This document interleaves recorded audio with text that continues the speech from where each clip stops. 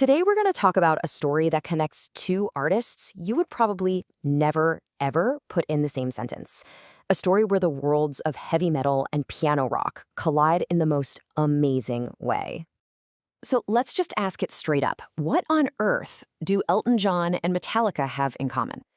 I mean, think about it. You've got the bedazzled king of piano rock on one side and the literal godfathers of thrash metal on the other. But believe it or not, something just happened in Washington, D.C. that pulled back the curtain on this really surprising, really deep connection between them. Okay, so to really get how these two completely different worlds ended up smashing into each other, we've got to start with a little bit of context. We have to talk about one of the absolute biggest honors in American music. And I'm talking about the Library of Congress Gershwin Prize for Popular Song. Now, this isn't just an award. This is the nation's highest honor for popular music.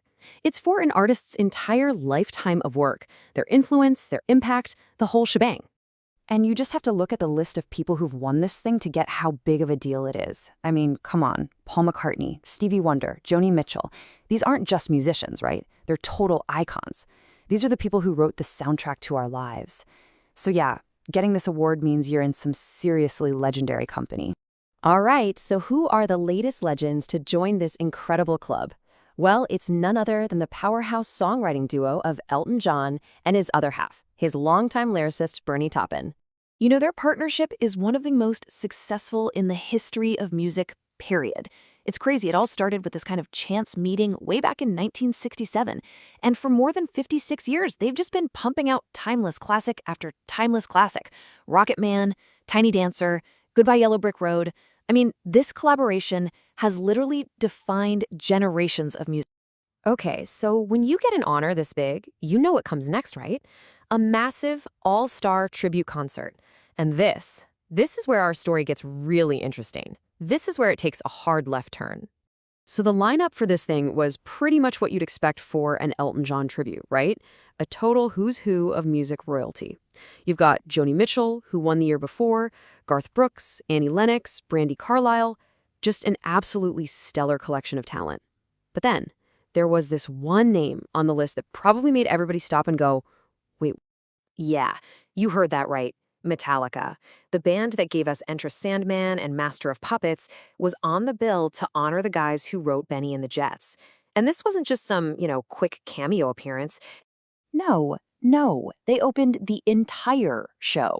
And they didn't pick a ballad either. They came out and just launched into this incredibly powerful, heavy, absolutely furious version of one of Elton and Bernie's most epic songs, Funeral for a Friend / Love Lies Bleeding.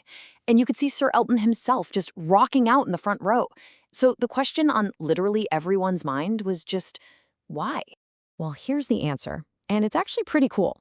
Turns out, the respect they have for them is super deep and totally genuine.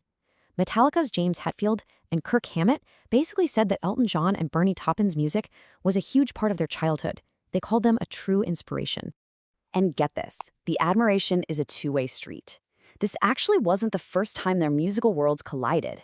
If you go back to 2021, Elton John himself recorded this beautiful piano-driven cover of Metallica's classic ballad, Nothing Else Matters, for their Blacklist anniversary album.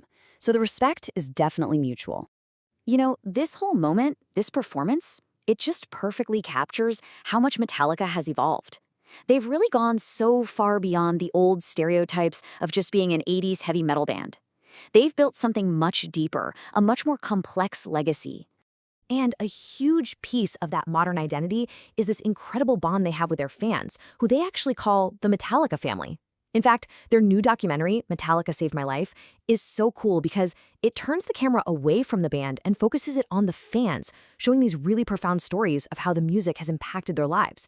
Like James Hetfield said, it's about showing that, deep down, they're just the same as their fans. But honestly, the most powerful part of their legacy today might not even have anything to do with their music. It's about giving back. See, back in 2017, the band started their own charitable foundation called All Within My Hands.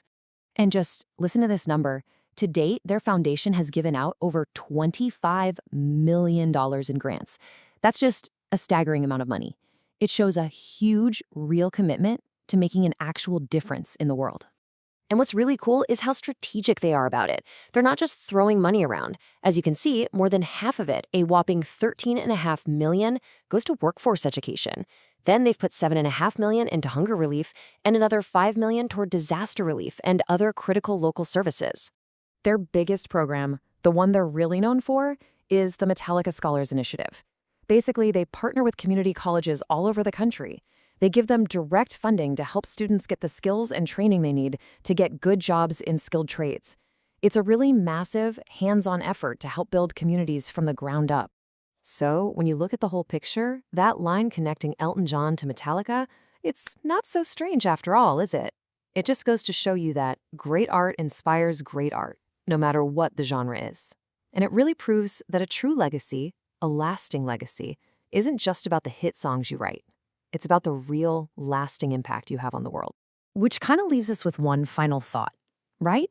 What happens when we drop those easy labels we use, the piano man, the metal band, and we actually look at the artistry and the actions underneath it all? What other surprising connections are out there just waiting for us to find?